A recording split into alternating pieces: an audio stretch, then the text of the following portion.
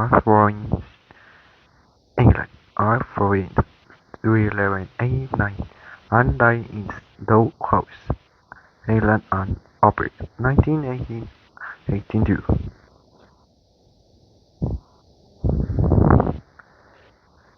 Charles Darwin was an English naturalist and biologist. War evolution biology, which is theory of evolution through natural selection. Charles Darwin was an English naturalist and biologist who produced the theory of evolution through natural selection.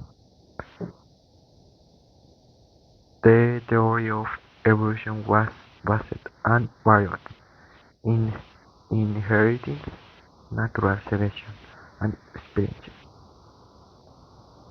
His most important work was The Origins of Species, published in 1859.